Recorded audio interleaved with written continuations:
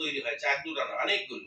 আমাদের আধিকারিক বলেছেন আশ্রয় যারা থাকেন সারা অফিসাররা থাকেন সেখানে, যারা রিটায়ারমেন্টের পরে। আমাদের মহাত্মা গান্ধী যেটা বৃদ্ধাশ্রম রয়েছে নরসিংগড়ে, বিশাল বড় বৃদ্ধাশ্রম, কালকে আমি গিয়েছিলাম।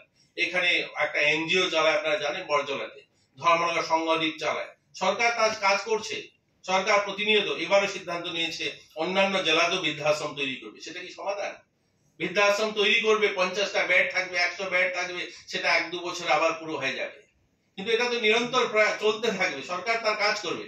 কিন্তু আমরা যে সমস্যাটার সমাধান কোথায়?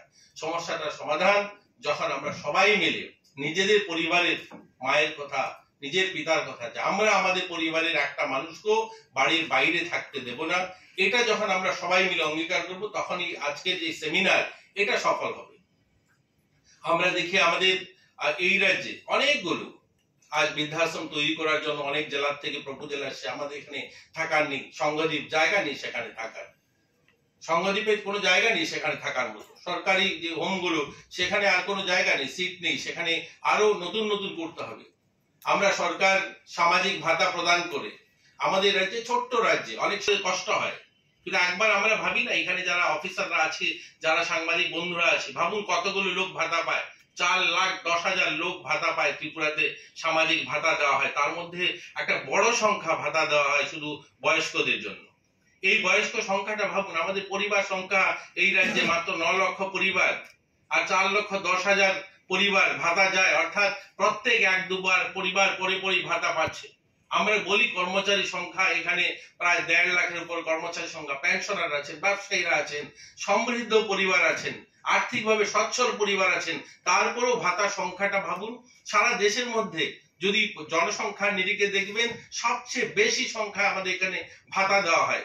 পরিমাণটা ওই ছত্তিশগড়ে নতুন সরকার আসার পর সেখানে ভাতা বাড়ানো হয়েছে অ্যামাউন্টটা। চাকরি করলে নয়, আমাদের সচিব বলেছেন যে ওই ভদ্রলোক, অর্থাৎ যে পরিবার, ওই পরিবারের মা বাবার মৃত্যুর পরে ওই পরিবারের যারা যারা আইনের মাধ্যমে যারা যারা ওই সম্পত্তির দাবিদার, তারাও ওনাকে দেখাশোনার দায়িত্ব নিতে পারেন, বা আইন মোতাবেক সেটা বাধ্য।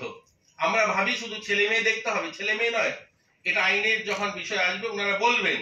অর্থাৎ ওই বাড়ির ওই যারা বয়স্ক, যাদের কথা বলছি, ওই বয়স্ক ভদ্রলোক বা ভদ্রমহিলা মৃত্যুর পরে ওই সম্পত্তির যারা আইনত দাবিদার হবেন, অর্থাৎ মামার বাড়ির দিকেও হতে পারে, অনেক সময় তার বাড়ির ছেলে সন্তান না থাকলেও ভাতিজাও কিন্তু, বা ভাতিজা ভাতিজি ভাগ্নি, ওরাও কিন্তু সেই সম্পত্তির দাবিদার হয়। এরাও কিন্তু ওনাকে দেখাশোনা করা বা ওনার ভরণ পোষণ করার দায়িত্ব নিতে পারে, এটা আইনেও রয়েছে। কিন্তু সেটা কেন বলবে, আইন কেন বলবে? আমরা কেন নিজেদের থেকে এগিয়ে আসি না?